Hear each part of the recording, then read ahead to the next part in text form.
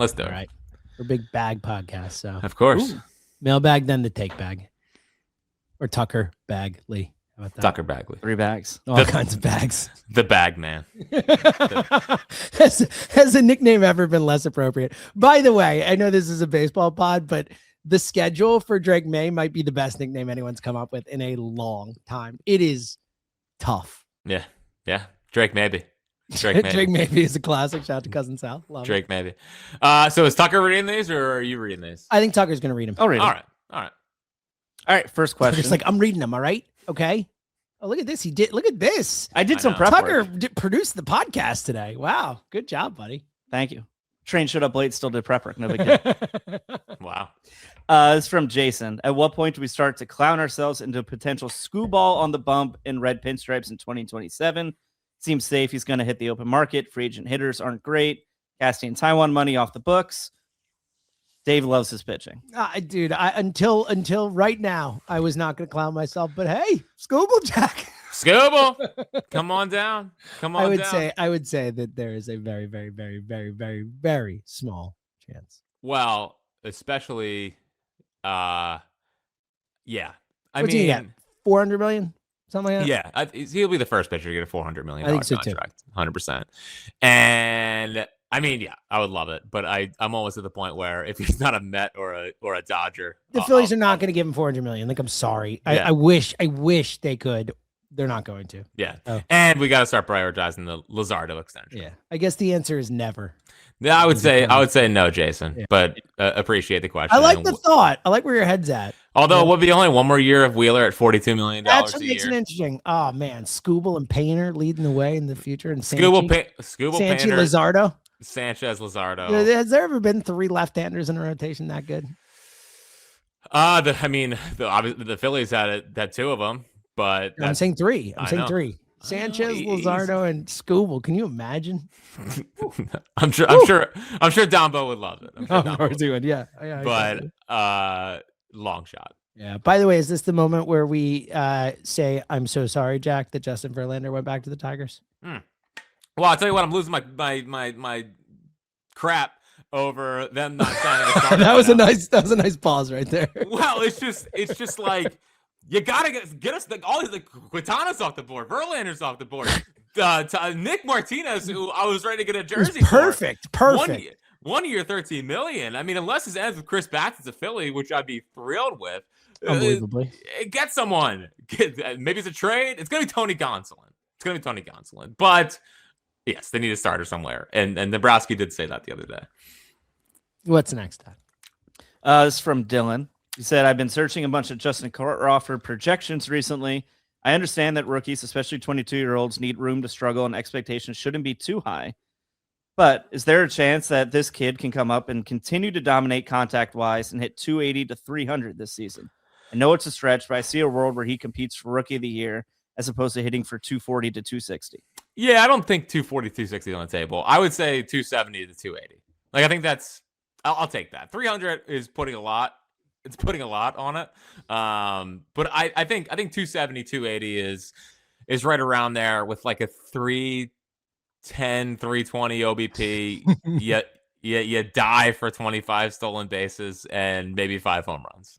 Yeah, I'm with Jack. I think he's gonna hit 270. I agree with you. Could he hit 300? Maybe. I really would not expect it at this age, moving up to the majors. I think 270.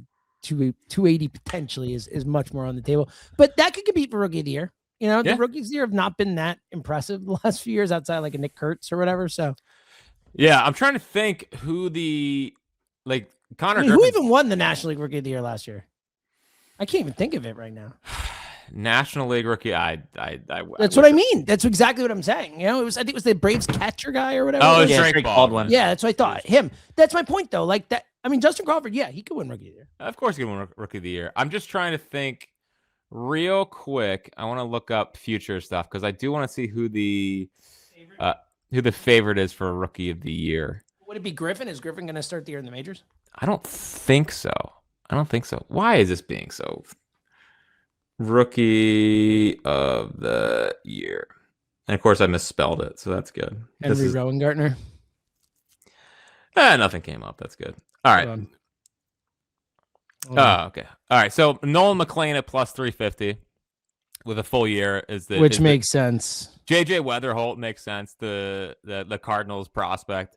Connor Griffin is plus. So he's third. Yeah. Is plus 700. But after that, I mean, like South Crawford is plus 1,500 for what it's worth. It's plus 1,500. I'm just saying. It's seventh in odds. I'm just saying. Painter being plus 2,500 is crazy. That's actually a good bet. Yeah, I'm with you. Yeah, Yeah. plus 2,500 is really good out there. Yeah. So I would probably bet on Weatherholt if I had to, because I think Weatherholt's gonna be sick. But And McClain's sick too, for what it's worth. McClain is awesome. It's annoying.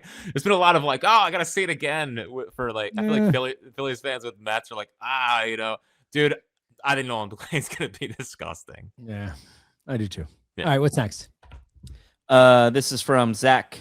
What do you think the rotation looks like in 2027 and beyond post Wheeler / Taiwan? Well, we're getting Scooble, so that's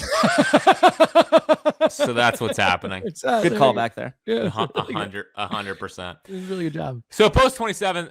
So I've been thinking about this most of the morning, but like I'm shocked that you've been thinking about this a lot. That blows my mind. No, well, I've been thinking more about like a Luzardo extension. They're obviously going to let him just go into the year. I'd be surprised if they signed to one before opening day, but there could be a nice compromise here where they do give him a decent money, just in the like. Let's say Wheeler is not Wheeler. All of a sudden, the pressure to re-sign Luzardo Is massive. is huge. Now, if you're the Phillies, you're looking at it, and it's like the last time you had 32 starts, you really fell off the next year and was hurt all the time, and then we ended up trading for you and only getting only cost him Starling Gaba and Marion Boyd. So maybe the Phillies are saying you got to go prove it again. You got to stay healthy again, which is a fine strategy. I just wonder if there is it could cost them money though. Especially, I mean, look, we just saw a season where them walking into the season saying, "All right, Kyle, go do it," cost them money. Like, well, if he doesn't have the year he had last year, he's not getting 5,150. I know.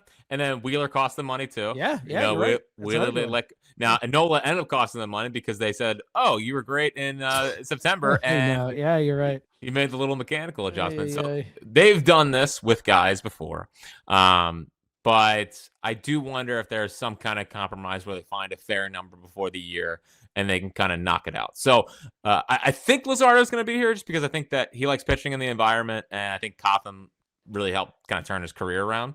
So it's Sanchez, Luzardo, Painter, probably. I mean, Gage Wood. You would hope it's Gage Wood, and it's why I've been thinking about the deadline. It's why it's really tough to trade a Gage Wood at the deadline, because you are going to need starting pitching. Now, obviously, there's other guys in the system. There's Fisher, there's whatever, but they're not as far along. Not for 2020. No. I'm saying for the future. Yeah, not for 27. I'm just saying for the future. And I'll throw Sean Youngerman in. I think Sean Youngerman will be in the rotation by that point. That'll be my wild card. I got to look at the free agent classes, but I know next year's, other than Scooble, is rough. I haven't looked at the year after. Yeah, but you should feel pretty good heading into a season with Sanchez, Luzardo, and Painter if he turns into what we hope he could be. Yeah. Oh, and Nola will still be under contract. I forgot. Yes. So he'll have 2 years left on his deal after that. So is that right? Fine. He's got 5 left now, so he'll have 4 left after that. If we're heading into 27, yeah, including 27, then he'll have 3 after. Sure. So Knowles will still be in there. Take it down. High quality innings. Thank goodness. I'm pretty in on Knowles. I'm letting you know. Okay, good. Explain why. Because I get hold on real quick. I get 4.5 ERA or whatever. I don't think he's going to be a 6 ERA. Like Nola will not be as bad as he was last year, healthy innings, all that. But why should I believe he'll get back to 3.5? So I'm not at 3.5. Okay.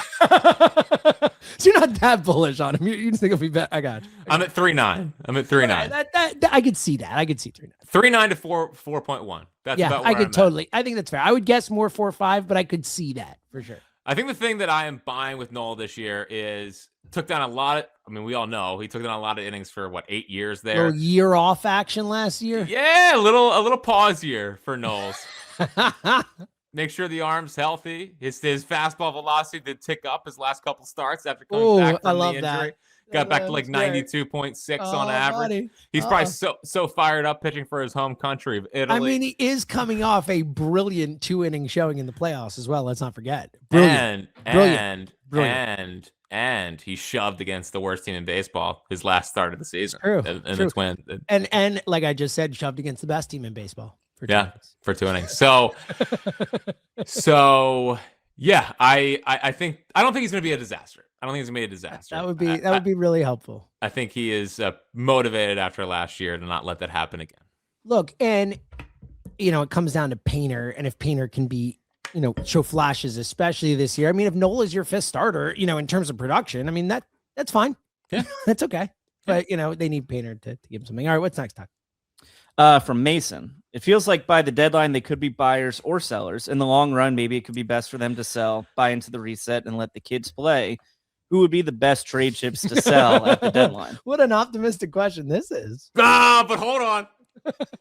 Listen, for as much how you would let's be honest, as much as you'd be bummed about the Phillies being out of it, like a trade deadline where you could sell and get picks and draft like young players and all, like that's like your Super Bowl. Yeah. So for as much as I would love the Phillies to win the World Series, a nice sell-off at the deadline, that is exciting. I mean, dude. All right.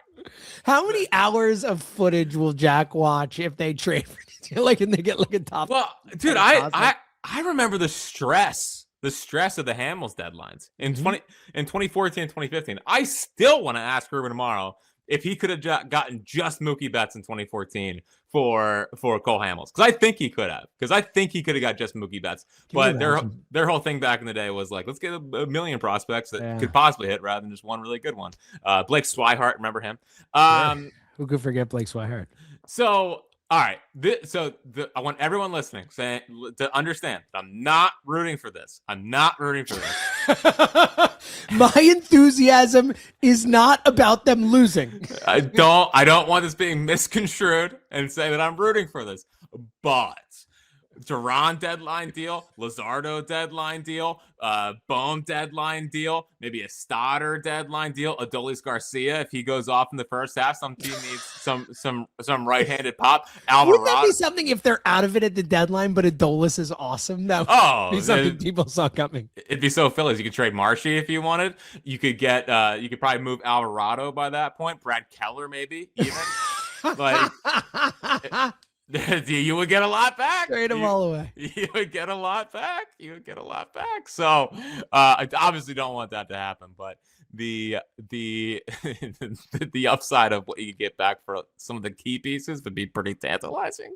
Well, what was it, Mason's point, it is on the table where the season plays out that way. And I think there'll be buyers at the deadline. I think they'll be good enough and all that. But there is absolutely a world where Wheeler doesn't come back and look like himself. Nola still stinks.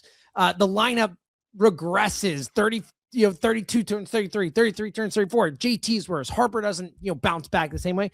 And they could be like, it is. I don't expect it, but there is a world. Like, we had a caller call up and he went through this list of basically being like, aging pitcher who's injured, and went through like all the question marks about the Phillies. And he was like, who do you think I'm talking about? And he was talking about the 2012 Phillies. And it was like a really good job of, he obviously made it work, but it was an interesting comparison. Like, at a certain point when you have older players, like, it does fall off. So, well, it's not now. I appreciate the caller listening to Fritz at 6 and this podcast for mentioning the 2012 Phillies. So, and you brought that up? Yeah, it's true. Yeah, it's a possible outcome. My fear is they're the 2012 Phillies. Yeah. Like, that's the fear. The closer we get to spring to opening day, I don't feel that way. I don't either. I think they're a stone 90 win ball club, and you hope that things go their way in October. Like, I think that's my mindset, and I am downright now giddy to start watching some of the prospects play. I can't wait. It's the thing I'm most excited about. I can't wait for those guys. It's gonna just be awesome. Every night seeing it's like the game development, the times that they're down and everyone's like, oh, here we go, and then the times that they get hot. It's if that doesn't get you on the edge of your seat, I don't know what will. I'm already stressing out about Andrew Painter. Well, I mean, when was the last time we had 21 and 22-year-olds coming up to play baseball for the Phillies? I mean, honestly. Rojas is wasn't he like 23 when he came up, Rojas? Yeah, I think maybe you're 24 almost. Like he was 23, almost 24, I think. Yeah, and certainly high-end ones. It's been a long time. Yeah, I mean, you're going back to J-roll, you're going back to J-roll. Yeah, I mean, I forget how old was Don Brown when he started, I think like 24, maybe 23, somewhere in there. Well, that was back when prospects really had to stay down until they earned. They're like Ryan Howard. Yeah, I mean, he was 20, he was blocked. In 2010, he was 22. He was 22 when he came up. Oh, Brown was 22 when he came out. All right, so there you go. There's one. Okay, that's a good one. 2013, Don Brown, 3.2 WAR. That's the point. It's been a long time. We don't get that very often. All right, Tuck, what's next? This is from Daniel. What Philly most surprises positively for fantasy baseball purposes this year? Ooh, I can't wait. Just speaking our language right now. I know my commissioner just sent out like the draft board and the potential keeper options. It's time, buddy. I can't wait. I know. So Luzardo probably feels like he gets higher drafted than he probably gets drafted earlier because I think people think he could be an ace this year. I mean, honestly. Could be Knowles. Oh, I was thinking Bryce. I mean, Bryce, like if I would bet on the Bryce being pissed off and the shirt and all that. And I think Bryce is going to be drafted relatively late, comparative to what he is and all that. Not like late, third round, fourth round. I haven't looked at, drafts, but I think there's a chance Bryce could have a big year. Yeah, I think Stott. Yeah, you're buying the second half, 294. 855 OPS. And second base isn't the strongest fantasy baseball position. So I think Stoddard, you're banking on a high average. They're just not a great team for fantasy sleepers. They either have the high-end guys like Schwarber or Duran as a closer or whatever, but it's like, it's Painter and Crawford if you want to bet, but they'll probably be drafted, or Painter certainly someone will take a shot on, in the right range for him. Crawford, if he runs at the bottom of the line, he could have value if he gets you 40 steals or something. There's some fantasy value in that. But yeah, but if it's a hollow, if he bets 270 with 3 homers and 40 steals, that's not worth owning. So you're not drafting Justin Crawford. I honestly don't think the Phillies have surprises in fantasy. Like I think there are guys who could be better than we think. Otto Kemp could be better, whatever. But I don't think it's going to be not to fantasy. My point is not to the level of fantasy. Adolis, I mean, you would have to. Sure, but I mean, he's not going to go drafted, right? Like who's drafting Adolis Garcia in a draft? Yeah, you drafted him in the last round just with. If that, you might, you kind of wait till he hits a couple homers early and be like, all right, let me take a shot. Yeah, but I would say Stott. And I would monitor the Knowles situation. Knowles is a good fantasy value. I think neither of those guys will get drafted, is my guess. Nola maybe will get drafted late, but I don't think those guys will be part of like a normal 12-team league. Like I don't think those guys will get drafted. Oh, well, I'm sure I'm thinking about my we're not talking about like deep cut, minor league spots and all that type of stuff. My 25 like normal fantasy leagues. 25 round I miss 9 keepers. I miss those leagues. I'm in a 16-team dynasty league that's pretty aggressive. That's tough. That's a lot. It's too much. That's a lot. Can't wait though. Can't wait. I know. I mean, I'm legit excited. All right, what's next? From Mike in Westchester, rank the following outcomes from most likely to least likely to happen for 2026. Bohm hits 25 home runs.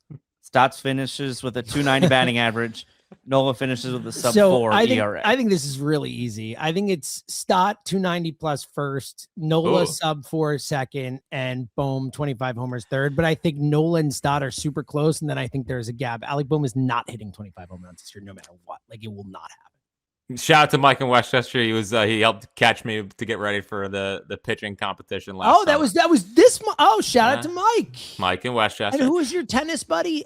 Like Moose. Oh, Goose. Goose. That was pretty good. Moose was pretty good guess, right? I thought it was something like that. I mean, please put respect on the 2012. Right, Goose. I'm sorry for Goose. Moose was a pretty good memory there. I think 2012 Chessmont Player of the Year. Goose. I was not Player of the Year. I was first team. Good. Thanks for the clarification. I want that on the record. I was first team all Chessman. I was not Player of the Year. That's only because I wasn't a hitter. I was a PO. Oh, there was a hitter bias. Of course. No, I had a great year. So I would actually I'll go Nola, Stott, Bohm. which is fair. Again, I think those two are really close, and I think Bohm is so clearly the third. If Mike put Bohm 20 home runs, you're probably right. Honestly, you're probably right. If it were 280 plus, Stott might be the better answer, but I think you're probably right. Nola sub 4 isn't it's not crazy. I think dude, I would die for a Stoddard 290. Oh, how much fun would that be? He's so fun when he's hitting. It'd be such a fun year. I just want Bryson Stott to Me be too. instead of being he's not this, but it reminds me a little of this because I also love this guy. It's a little Herberty where it's like you do love Herbert, yeah. The hypothetical king. Like that's kind of Stoddard. He's hypothetically he's a perfectly off hitter. Yeah.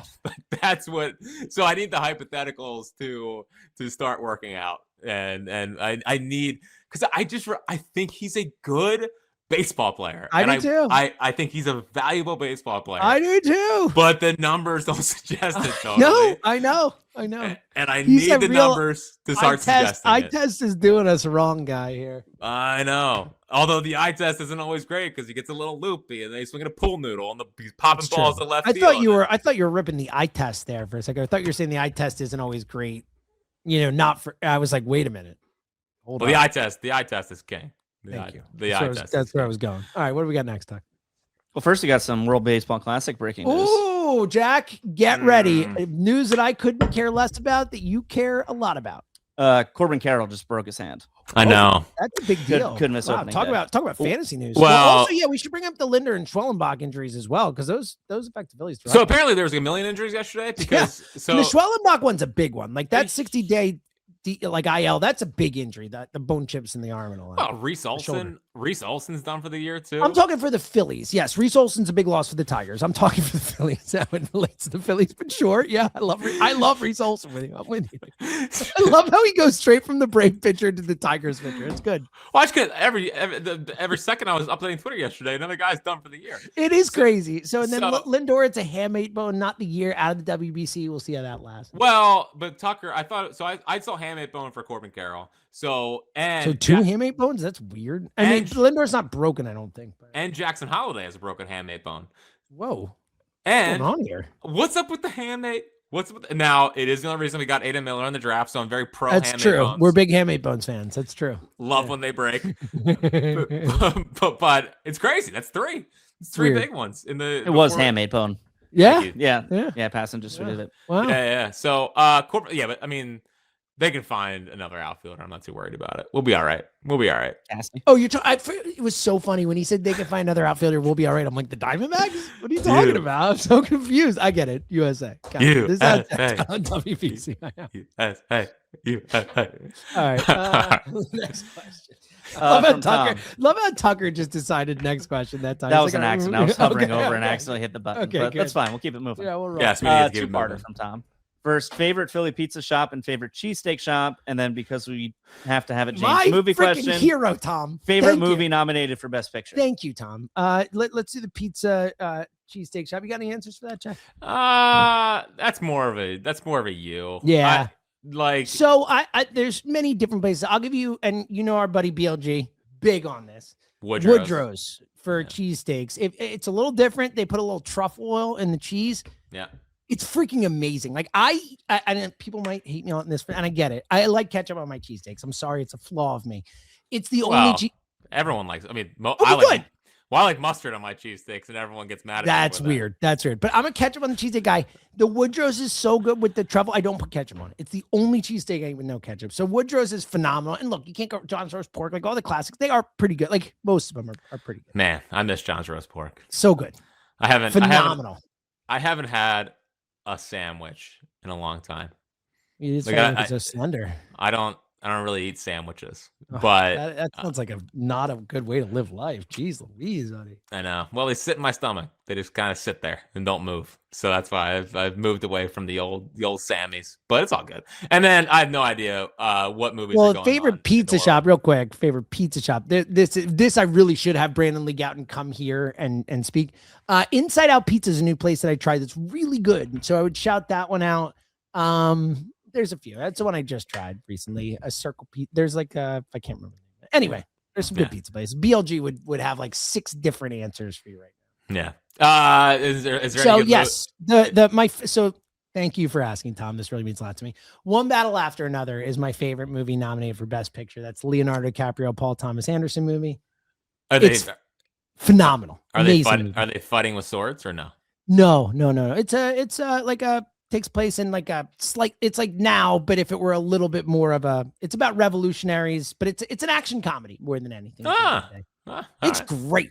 Awesome. It's going to win Best Picture. Sinners was phenomenal too. I love Sinners. That's a great one. Those are probably the two most popular. Marty Supreme was a lot of fun. I know Tuck loved Marty Supreme. That's a really entertaining movie about ping pong. So those would be the Train Dreams. Train Dreams. Okay. Tucker and I were texting on Train Dreams. Jack, it's a beautiful movie. It really is. It's very beautiful. Yeah, it is among the most devastatingly sad 100 minutes I have spent. Like maybe I guess the first 10 minutes are not that sad, but then the rest of it's just a sad, especially as someone, and I won't go too much, but as someone who has a wife and a daughter, man, Train Dreams was a tough watch, but it is a beautiful movie. So very good. But I would say One Battle After Another is my clear with a bullet number one. Nice.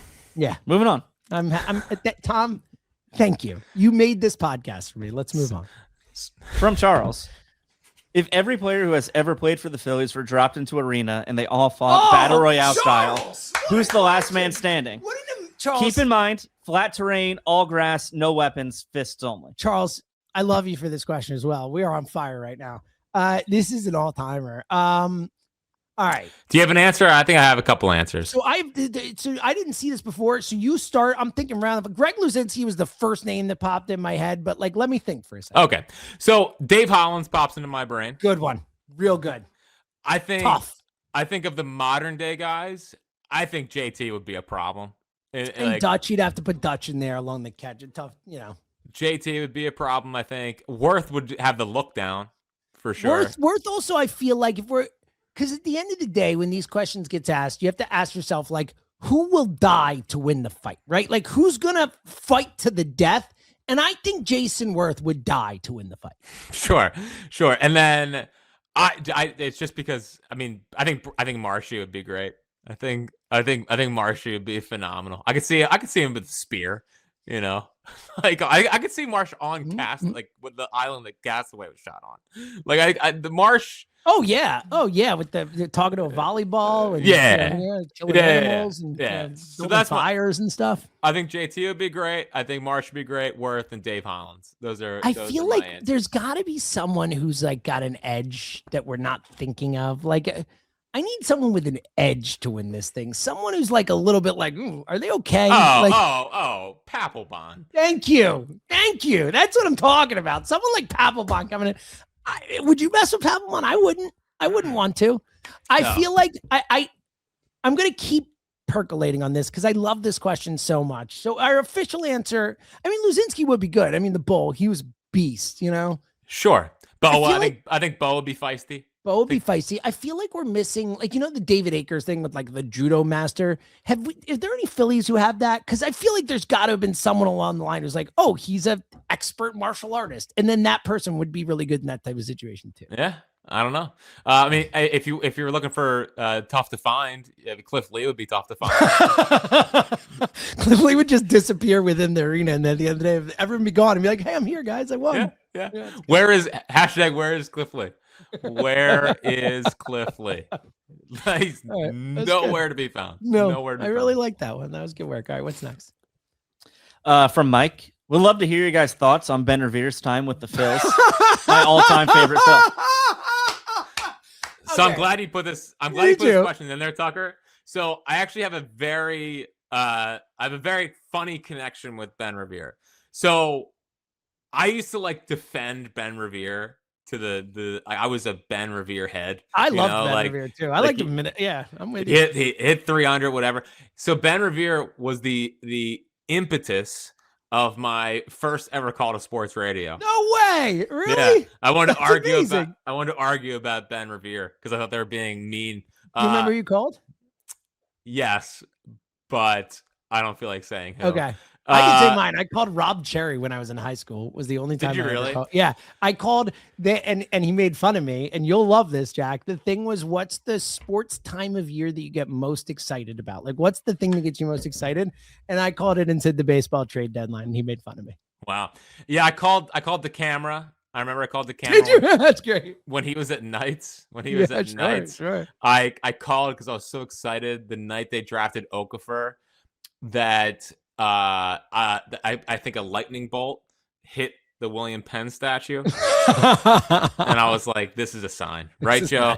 Yeah. This is a sign. And then I remember I know this is like a tangent down our calls to Sports Radio before I worked there, but I think it was Glenn's show used to play a game where you had 3 guesses about a player, or they'd ask you a question or whatever.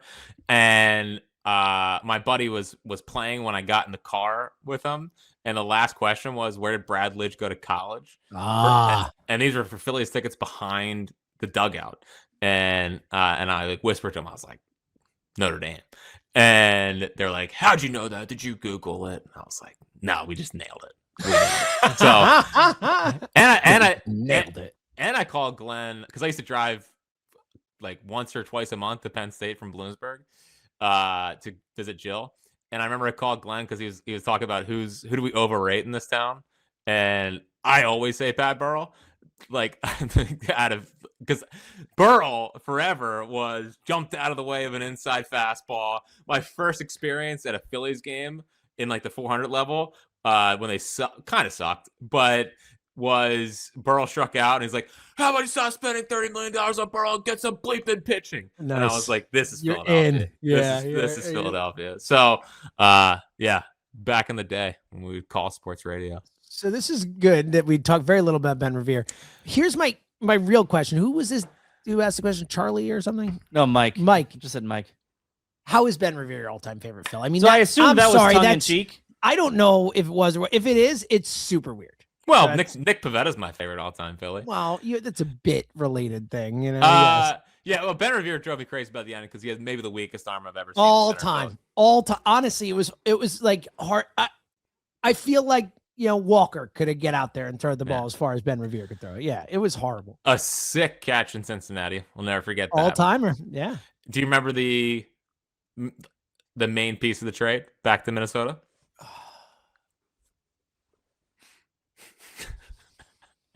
As soon as you say it, I'll know. What is it? Trevor May. Yeah, Trevor May. Career, Trevor May. Yeah, baby, the baby aces. Yeah. Jared Cozart, Trevor May. I think Vance Rowe was in that deal too.